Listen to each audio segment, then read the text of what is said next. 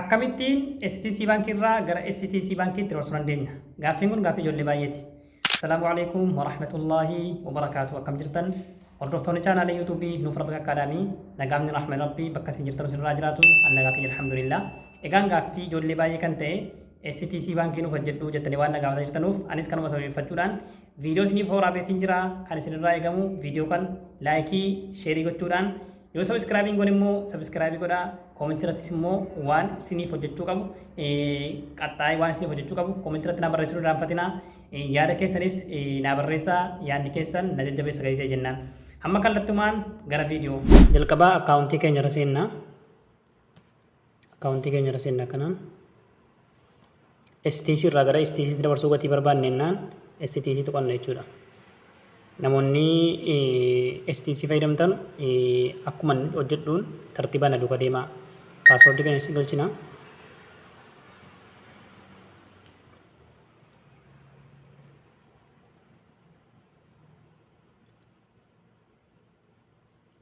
Amma akka kanatti nu banee jira jechuudha. Akka kanatti nu banee jira. Maallaqa keessan yoo dhoksuu barbaadanis yoo mul'isuu barbaadanis kana tuqxaniitii mul'isuu dhoksuu dandeessan jechuudha. Amma transferii gochuu gatii barbaanne jennaan bakka kana transfer goone bakka kana transfer isintti mul'atamti bakka transfer jettu kana tuqna. Jalqaba irratti 1 2 3 4 5 jarri asirratti tarreeffaman kuni to contact kan jedhu kuni lakkoofsa isin fakkeenyaaf keessotti seefii godhatanii jirtan nama seefii godhatanii jirtan of dabarsuu barbaadane as tuqxaniitii achi keessaa lakkoofsuma isaatii wal qunnamsiistu. Yoo immoo between my accounts jechuun akkaawuntiinuma STC lama qabaattanii STC tokkorraa gara STC dabarsuu barbaadan between my account dabarsitu jechuudha. Inni sadaffaarra jiru immoo within STC Bank jedha. Kun immoo nama STC fayyadamu wajjiniin STC dabarsuudha. Amma laaluu deemaa jirru within STC Bank. Nama STC fayyadamu gara STC dabarsuu gatii barbaadnu jennaan kana fayyadamna jechuudha. Inni arfaarraa immoo local bank transfer jedha. Kun immoo baankii STC irraa gara Arraajiitti local bank jechuun baankiin Saudi Arabiyaa keessa ta'e kan STC'n alaa jechuudha. Gaafa kanatti dabarsuu barbaadan Arraajii yookiin Al-Ahlii kana tuqxaniitii aybaanii fayyadamtu jechuudha. Asitti maal jedha add new beneficiary jechuun nama takka hin dabarsiniif nama reefuu haara dabarsan yoo ta'e as tuqxaniitii lafaa galmeessitu jechuudha. Inni lammaffaa jiru kun immoo one time transfer yoo achi keessatti seefii gochuu hin barbaanne aluma tokko jala dabarsitanii maallaqa dabarsuu barbaadane one time transfer isni galee add new beneficiary ni faayidaan isaa yeroo hunda akkaawuntiitti galchuurraa aluma tokkichatti galchitanii seefii gootanii ji'a ji'aan dabarfachuu dandeessu jechuudha. Amma kanaa miti kan nu barbaanne intarnaashinaaliidha kun immoo alfaffaarratti gara Itoophiyaatti dabarsuu barbaadan kana tokko jechuudha. Amma kan nu barbaanne transferii gochuudha STC irraa gara STCtti. Kanaafuu kana isin agarsiisa jechuudha kana tuqattanii. Erga kana tuqannee account number or IBAN jedha jalqaba irratti kan jiru account number or IBAN dha. Maaliif IBAN fayyadamne account number bichaa fayyadamna maaliif account number gatii wal fakkaatu STC irraa gara STC tti gatii dabarsinu jennaan account number tuqanna jechuudha account number itti galchina. Account number immoo lakkoofsa taane kan jiru fakkeenyaaf asirratti isin agarsiisa. WhatsApp irra galee isin agarsiisa. Fakkeenyaaf lakkoofsa kanatti galchitu jechuudha. Isii kana koppii gootaniitii isii kana koppii gootanii dhaqxanii itti galchitu jechuudha. An koppii godhadhee gatiin jiru jennaan fideen itti galche jechuudha. Lakkoofsa sana koppii godhachee gadi jiru jennaan peestiin godha. Lammaffaa irratti immoo maal jedha beneficiary yookiin nickname optionaalii garuu kun maqacha sanatti galchitu maqaa abbichaa sana jechuudha. Kun optionaalii yoo barbaadan itti galchuu dandeessu yoo barbaadan filannoo qabdan jechuudha. Nan biran darba kanaan. Kun immoo sadaffaarra kan jiru relationship to beneficiary.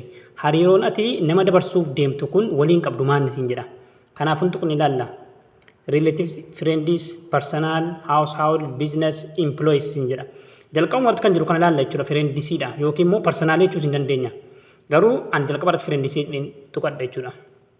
Kanaaf amma xumura ragaa jirraa add beneficiary siin jedha. Kanaafuu innaan kana tuqanna jechuudha amma. Akka kanatti nuuf fidee jira maqaa wajjin nu baasee jira. Amma confirm godhinaan jedha jechuudha. Confirm godhaa amma ergaan gabaabaan naaf ergama ergaa gabaabaa sanatti galchadha. Sirriitti na duuka bu'aa viidiyoo kana booda namni tokkoon karattanu ergaan kun naaf ergamee jira amma kallattumaan itti galche jechuudha. hamma asitti wanti isin eeggachuu qabdanu isiniif dawwalama kallattiidhaan baankii irraa isiniif dawwalama konfirmii gochuudhaa fi yeroo isiniif dawwalame ingiliffaan isin taasa'u lakkoofsa 4 dawwalamee jira kunoo 4 yookiin 5 press 5 isin jedha mirkaneeffannaadhaaf lakkoofsa 5 tuqi isin jedha yookiin 5 lakkoofsatti isin jettu bichaa dhageeffattanii lakkoofsa sana tuqu jechuudha duuka turaa kunoo.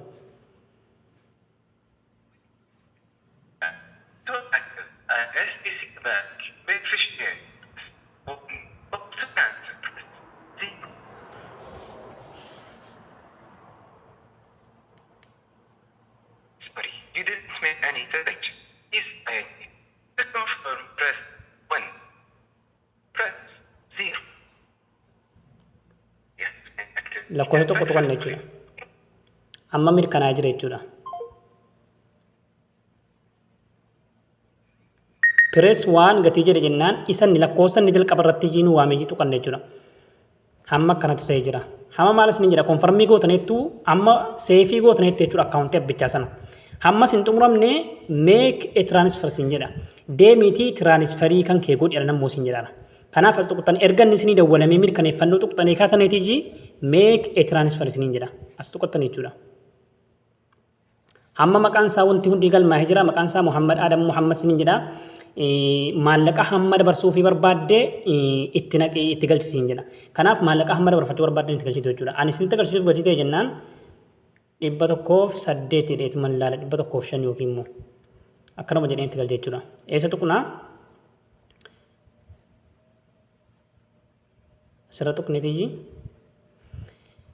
asirratti immoo purpose transferii asirratti maal jedha purpose of transfer maaliif akka transfer godhaattuufi himisiin jedha. Asuma tuqxanii maal jettu fakkeenyaaf jalqaba irratti maal jedha friend and family expense fakkeenyaaf hiriyaadhaa fi yookiin beeksisafaa fi education saving bakka jalqabuma irratti jiru tokko kana tuqxanii friends and family jedhuwan kana tuqxanii jechuudha. Amma xumurtaneettu inni lammaffaa kuni optional gidi jennaan continue jettanii.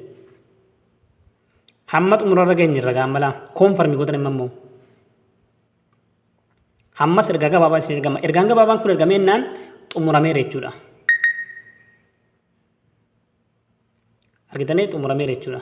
Garuu asirratti kaansel jedhee akkuma kanaan xumuramaa akkaawuntiin sun sirriitti seefii gatii hin taane jennaan akka kana xumurtu jechuudha. Akkaawuntiin sun sirriitti banamee gatii hin jirree fi na deebisee hamma akkuma kana xumurtu jechuudha maallaqni asumarraa xumurama jechuudha kanumatti darbee. Video keenya hanga xumuraa waan dhaggeeffattaniif galatoomaa ma'a salaama.